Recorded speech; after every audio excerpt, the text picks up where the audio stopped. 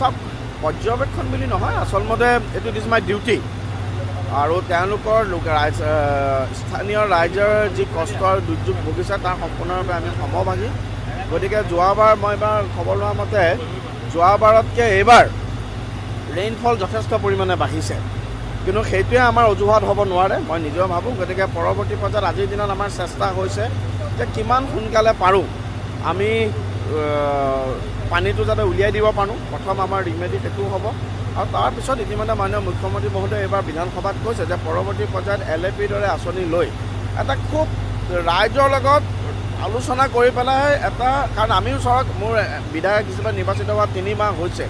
গতিকে আমাৰ প্ৰথম কথা এনেকৈ কুইক ৰেছপঞ্চ যাতে আমি কৰিব পাৰোঁ। আপোনালোকে দেখিছে SDRFৰ নাও ইয়াত চলি আছে, কোন ৰাইজক ক'ত ক'ত সাহায্য দিব লাগে আছে সেইখিনি আমি এতিয়া আলোচনা কৰিম আৰু পৰৱৰ্তী পৰ্যায়ত এই বিষয়লৈ আমি আগবাঢ়িবলৈ চেষ্টা কৰিম। ধন্যবাদ।